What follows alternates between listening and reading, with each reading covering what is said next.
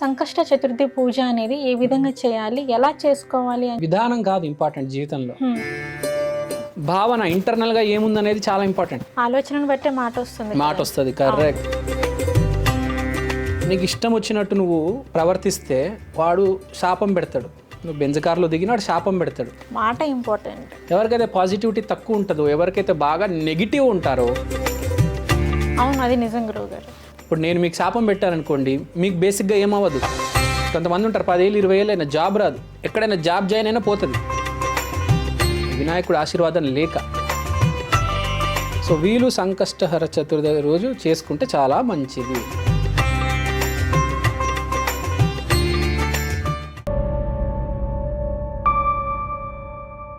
నమస్కారం గురువుగారు. నమస్కారం అండి. ఓం నమ శివాయ, ఓం నమో వెంకటేశాయ. గురువుగారు, చాలామందికి సంకష్ట చతుర్థి పూజ అనేది ఏ విధంగా చేయాలి, ఎలా చేసుకోవాలి అని చెప్పేసి అని ఇలా సందేహం ఉంటుంది. కొంతమంది ఒకలా చెప్తారు, ఇంకొంతమంది ఇంకొకలా చెప్తారు. కాబట్టి అసలు అయితే సంకష్ట చతుర్థి పూజ అనేది ఏ విధంగా చేసుకుంటే మంచిది అంటారు? విధానం కాదు ఇంపార్టెంట్ జీవితంలో, మనసు. మంచి బట్టలు వేసుకోవడం కాదు, మాట. నువ్వు ఏ బట్టలు, మంచి బట్టలు వేసుకున్నా నీచంగా మాట్లాడిన ఎవడు గౌరవం ఇవ్వడు. అది నిజం.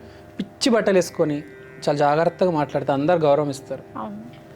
ఇప్పుడు నువ్వు బెంజ్ కార్లో దిగితే ఆ బెంజ్ కార్కే వాల్యూ, కానీ నీకు వాల్యూ ఇచ్చేది నీ మాట. గుర్తుపెట్టుకోవాలి మనం ఎలా మాట్లాడుతున్నాం. నీకు ఇష్టం వచ్చినట్టు నువ్వు ప్రవర్తిస్తే వాడు శాపం పెడతాడు. నువ్వు బెంజ్ కార్లో దిగిన వాడు శాపం పెడతాడు. అది తగిలిందనుకో, ఇప్పుడు కాదు 10 సంవత్సరాల తర్వాత తెలుస్తుంది నీకు. బెంజు నుంచి గంజికి వచ్చేస్తావు. బెంజు అదే సిచ్యువేషన్ మారిపోతుంది.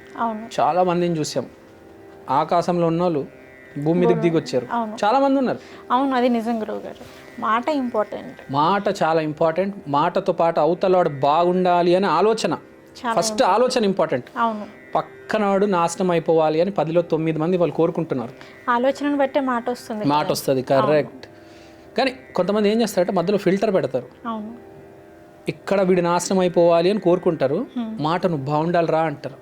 మధ్యలో ఫిల్టర్ కూడా పెడతారు చాలామంది, వాళ్ళకు కూడా డ్యామేజే. ఇప్పుడు ప్రకృతి నియమం ఏంటంటే, నువ్వు ఓ బంతి తీసుకొని గోడకేసి కొట్టావనుకో, అదేమవుతుంది, తిరిగి నీ వైపే వస్తుంది. సో ఇక్కడ పాయింట్ ఏంటి, నువ్వు వాడికి శాపం పెడితే ఆ శాపం నీకే తగులుతుంది. నువ్వు వేరే వాడి గురించి వాడు ఏమవ్వాలి అని అనుకుంటున్నావో చివరికి నువ్వు అదే అవుతావు. వాడు అదవడు, నువ్వు అది అవుతావు. వాళ్ళే అవుతారు. ఇప్పుడు నేను మీకు శాపం పెట్టాననుకోండి, మీకు బేసిక్గా ఏమవ్వదు, ఆ శాపం నాకే తగులుతుంది. అదే మీరు బాగుండాలని కోరుకున్నాను అనుకో, నేను కూడా బాగుంటాను అంతే. సో ఏదైనా సిచ్యువేషన్ పాజిటివ్గా తీసుకోవాలి. ఇప్పుడు మీరు చూడండి, ఇప్పుడు మనం షూట్ చేస్తున్నాం కాబట్టి కెమెరామ్యాన్ గుర్తొచ్చారు నాకు. ఇప్పుడు కెమెరామ్యాన్లలో చదువు ఉన్న వాళ్ళు ఉంటారు, చదువు లేని వాళ్ళు ఉంటారు. కానీ ఏది ఇంపార్టెంట్? ఎవరైతే కెమెరా ఫ్రేమ్ బాగా పెడతారో వాళ్ళు కాదు, ఎవరైతే జాగ్రత్తగా మాట్లాడతారో వాళ్ళు ఇంపార్టెంట్. ఇప్పుడు మన ఇండస్ట్రీలో మీరు కెమెరామ్యాన్ తీసుకుంటే చదువు లేని వాళ్ళు ఎక్కువ మంది పై స్థాయిలో ఉన్నారు. చదువు ఉన్నవాడికి బుర్ర ఉండదు, బుర్ర ఉన్నవాడికి చదువు ఉండదు. ఇప్పుడు మీరు చోటా కే నాయుడు గారు కెమెరామ్యాన్ని తీసుకోండి, చిరంజీవి గారితో రామ్ చరణ్ గారితో సరదాగా మాట్లాడిస్తూ ఉంటారు. అతను ఏం చదువుకోలేదే, కెమెరామ్యాన్ కోర్స్ చేయలేదే, ఆయన పెద్ద పెద్ద సినిమాలకి ఆ కెమెరా పని చేశారు కదా. మాట జాగ్రత్త మాట్లాడాలి. దానికన్నా ఇంపార్టెంట్ పక్కనోడు బాగుండాలని కోరుకోవాలి. చిరంజీవి బాగుండాలని కోరుకున్నాడు, అతను రామ్ చరణ్ బాగుండాలని కోరుకున్నారు. బేసిక్గా నేను గమనించిందంటే భూమి మీద చదువు లేని వాళ్ళకే ఎక్కువ సక్సెస్ ఉంది. అది నిజం గురువు గారు, చదువు ఉన్నవాడు కన్నా. ఇది వాస్తవం, ఒప్పుకోకపోయినా ఇది మాత్రం వాస్తవం. చదువు ఉన్నవాడికి పొగరు ఉంటుంది, నాకు చదువు ఉందని. చాలా. అదే చదువు లేనివాడికి, అందరు అట్లా లేరు చెప్తున్నా, బేసిక్గా కొంతమంది నేను చూసిన వాళ్ళు 10లో 9 మందికి పొగరు ఉంది. సో ఇప్పుడు మన టాపిక్ ఏంటంటే విధానం. అవును. సో సంకష్టహర చతుర్దశి. సంకష్టహర చతుర్దశి అంటే వినాయకుడు. ఇప్పుడు వినాయకుడు మనం ఎప్పుడు పూజిస్తాం? బేసిక్గా వెనస్డే. బేసిక్ ఎందుకు పూజిస్తాం వినాయకుడిని? విద్యా బుద్ధులు కలగాలి అని చెప్పేసి అని సో వినాయకుడిని ఇట్లా పూజిస్తూ ఉంటారు. కానీ బేసిక్గా మనం గుడికి వెళ్ళాక ఫస్ట్ వినాయకుడిని పూజిస్తాం. అవును. వినాయకుడిని ఎందుకు పూజిస్తామంటే ఫస్ట్ వినాయకుడు, తర్వాత మిగతా శివుడు, విష్ణువు, పార్వతి, సరస్వతి. అవును. వినాయకుడే ఫస్ట్ ఎందుకంటే మొదటి ఆటంకం అంటే ఒక పని మొదలు పెట్టే ముందు వినాయకుడిని ఆరాధిస్తే పని అనేది సక్సెస్ఫుల్గా స్టార్ట్ అవుతుంది. అవును. అసలు నీకు వినాయకుడు ఆశీర్వాదమే లేదనుకో నీ జీవితంలో ఏ పని సక్సెస్ స్టార్ట్ అవ్వదు, అసలు సక్సెస్ కాదు, స్టార్ట్ అవ్వదు. ఓకే. ఇప్పుడు వినాయకుడు ఆశీర్వాదం ఉందనుకోండి, మీకు జాబ్ వస్తుంది, నెలకి 20-30 వేలు వస్తుంది. తర్వాత ఇంకా ఎంత పైకి వెళ్తుంది, మీరు ఎంత పైకి వెళ్తారు అనేది అది మీ అదృష్టం. అసలు మీకు వినాయకుడు ఆశీర్వాదమే లేదంటే అసలు మీకు జాబ్ లేదు, ఇంట్లో ఖాళీ కూర్చుంటారు. కొంతమంది ఉంటారు 10 ఏళ్ళు 20 ఏళ్ళు అయినా జాబ్ రాదు, ఎక్కడైనా జాబ్ జాయిన్ అయినా పోతుంది వినాయకుడు ఆశీర్వాదం లేక. ఓకే. వినాయకుడు అంటే ఏం లేదు, చాలా సింపుల్, పాజిటివిటీ. ఇప్పుడు దాకా నేను చెప్పింది అదే మీకు. అవును, పాజిటివిటీ, స్పిరిచువాలిటీకి పాజిటివిటీకి దైవం ఎవరైనా ఉన్నారంటే వినాయకుడు. మీరు చూడండి వినాయకుడు ఎంత జాగ్రత్తగా మాట్లాడతాడు చాలా. శివుడితో విష్ణువుతో. ఒకసారి శివుడు, పరమశివుడు, పార్వతమ్మ ఒక భూమి చుట్టూ ఒక రౌండ్ వేసిరమ్మంటే పరమశివుడు పార్వతమ్మ చుట్టూనే ప్రదక్షిణాలు చేసి మీరేనా అంతరమండలం భూమి సర్వస్వం మీరే అని చెప్తాడు. అంటే అంత పాజిటివ్గా ఉన్నాడు మనిషి. సో ఇక్కడ పాయింట్ ఏంటంటే ఎవరికైతే పాజిటివిటీ తక్కువ ఉంటుందో, ఎవరికైతే బాగా నెగిటివ్ ఉంటారో, ఎవరికైతే పనులు మొదలవ్వవు, సరిగ్గా పనులు అవ్వవు, అంటే జాబ్స్ ఇంటర్వ్యూల మీద ఇంటర్వ్యూలు 100 ఇంటర్వ్యూలు ఇస్తారు, జాబ్ క్రాక్ అవ్వదు. లేకపోతే జాబ్ జాయిన్ అవుతారు, ఇమ్మీడియట్గా 10 రోజుల్లో నెల రోజుల్లో జాబ్ పోతుంది. అలాంటి వాళ్ళు సంకష్టహర చతుర్దశి రోజు ఉపవాసమైన ఉండొచ్చు, లేకపోతే వినాయక ఆరాధన చేసుకోవచ్చు, లేకపోతే అసలు మీకు ఏమీ రాదంటే వినాయకుడు పటం పెట్టేసి ముందు కూర్చోండి. జస్ట్ ముందు కూర్చోండి. చాలామంది అసలు ఈ మంత్రాలు ఈ చదవలేరు.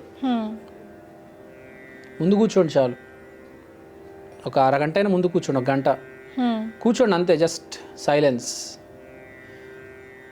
పూజా విధానాలు ఉంటాయి, ఇప్పుడు నేను చెప్పొచ్చు, స్వీట్లు తీసుకురండి, ఫ్లవర్స్ పెట్టండి, ఇవంతా ఇంపార్టెంట్, అది కాదు, విధానం కాదు, భావన ఇంటర్నల్గా ఏముందనేది చాలా ఇంపార్టెంట్.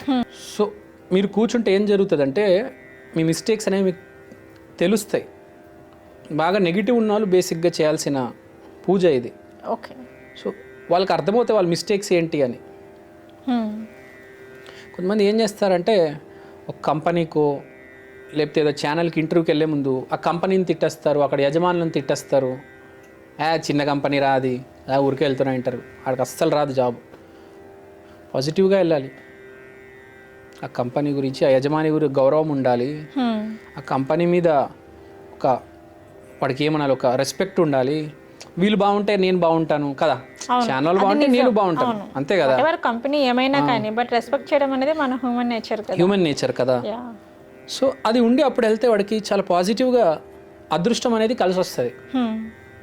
లేదనుకోండి జాబ్ రాదు, చాలా కష్టం, ఫెయిల్ అయిపోతారు. మీకు పని వచ్చినా మీకు అన్నీ వస్తాయి, కొంతమంది చూస్తుంటాం అన్నీ వస్తాయి, ఇంటర్వ్యూలో అన్నీ కరెక్ట్ సమాధానాలు చెప్తారు, చివరికి అయ్యేసరికి వారు నాట్ సెలెక్టెడ్ అంటారు. అంటే మనిషిలో పాజిటివ్నెస్ కనిపించదు, వాడు ఫేస్లో ఒక నెగిటివ్ క్రూరత్వం, ఆ సైకోనెస్ కనిపిస్తూ ఉంటుంది. ఫేస్ మీద తెలిసిపోతుందండి, మనిషి ఫేస్ మీద మాట తెలిసిపోతుంది, వీడు పాజిటివా నెగిటివా అర్థమైపోతుంది. వాడు దేని మీద నవ్వుతున్నాడు, ఎలాంటి జోకులు వేస్తున్నాడు, ఎలా మాట్లాడుతున్నాడు తెలిసిపోతుంది, వాడు నెగిటివ్ ఫెలోనా పాజిటివ్ ఫెలోనా అని. తర్వాత వాడు పని బాగా చేయవచ్చు చేయకపోవచ్చు, అది వేరు, మాట బట్టి తెలిసిపోతుంది వీడు ఎలాంటి వాడని. సో సంకష్టహర చతుర్థి రోజు ఏం లేదు, జస్ట్ అరగంట వినాయకుడి ముందు కూర్చోండి. ఆయనకి లడ్డులు ఇష్టం కాబట్టి ఒక లడ్డు తీసుకురాగలిగితే, మీకు స్తోమత ఉంటే ఒక 1/4 కిలో లడ్డు పెట్టండి, లేదు అంటే మామూలు కూర్చుంటే చాలు. ఇక్కడ పాయింట్ విధానం కాదు, మనం పాజిటివ్గా కూర్చోవాలి, ఒక ఎనర్జీ అనేది మనకి వస్తుంది, ఫామ్ చేస్తుంది, లోపల అర్థమవుతుంది నేను ఏం తప్పు చేస్తున్నాను అని. ఏం చేస్తున్నాను? ప్రతి బుధవారం లేకపోతే ప్రతి సంకష్ట చతుర్థి రోజు చేసుకుంటే మనకు ఒక ఐడియా వస్తుంది. లేకపోతే చాలామంది తప్పులు చేసుకుంటూ వెళ్ళిపోతారు, అర్థం కాదు, సక్సెస్ రాదు. వాడికి 10th క్లాస్లో 95%, ఇంటర్లో టాపరు, అన్ని టాపర్లు ఉంటే జాబ్ రాదు, వాడికి అర్థం కాదు ఏం జరుగుతుందని. అలాంటి వాళ్ళు చేసుకోవాల్సిందే. ఒకసారి వాళ్ళకి అవకాశం వచ్చిందంటే వాళ్ళు ఏమైనా చేయగలరు, ఆకాశం అంత ఎత్తు ఎదగగలరు. కానీ అవకాశం రాదు వాళ్ళకి, పాపం అలా వెయిట్ చేస్తూ ఉంటారు. ఏదో ఒక కారణం చేత జాబులు రాకపోవడము, బిజినెస్లు సరిగ్గా స్టార్ట్ కాకపోవడము, ఏదో స్టార్టింగ్ ట్రబుల్ వస్తుంది. మీరు గమనించండి, బండి నడిపేట వాళ్ళకి కూడా స్టార్టింగ్ ట్రబుల్ ఎవరికి వస్తుంది అంటే, ఎవరికైతే స్టార్టింగ్ నేర్చుకుంటున్నారు, ఎవరికైతే ఇది నెగిటివిటీ ఎక్కువ ఉంటుందో వాళ్ళకి ఉంటుంది స్టార్టింగ్ ట్రబుల్. బండి ఎప్పుడు ప్రాబ్లమ్స్ వస్తాడు, స్టార్ట్ అవుతుంది బండి వాడికి. స్టార్టింగ్ ట్రబుల్, అన్నిట్లో స్టార్టింగ్ ట్రబుల్ వస్తుంది వాడికి. ఒక షాప్లో పుస్తకం కొనడానికి వెళ్ళాడు, ఇమ్మీడియట్గా ఎవరు 10 సార్లు అడగాలి. వాడికి ఎప్పుడు స్టార్టింగ్ ప్రాబ్లం ఉంటుంది. సో ఎవరికైతే ఇట్లాంటి 10 times 20 times ఇట్లా రిపీట్ అవుతూ ఉంటాయో ఖచ్చితంగా వాళ్ళలో నెగిటివ్ ఎనర్జీ అనేది ఫామ్ అయి ఉంది. ఓకే. సో వీళ్ళు సంకష్టహర చతుర్థి రోజు చేసుకుంటే చాలా మంచిది, అది పాయింట్. ఓకే గురుగారు, చాలా చక్కటి మాటలు అయితే చెప్పారు. సంకష్టహర చతుర్దశి పూజ అనేది ఏ విధంగా చేసుకోవాలి అనే దానికన్నా ముందు మనం ఏ విధంగా ఉండాలి అనే వాటన్నిటి గురించి అయితే చెప్పారు. నమస్కారం. నమస్కారం, థ్యాంక్ యూ.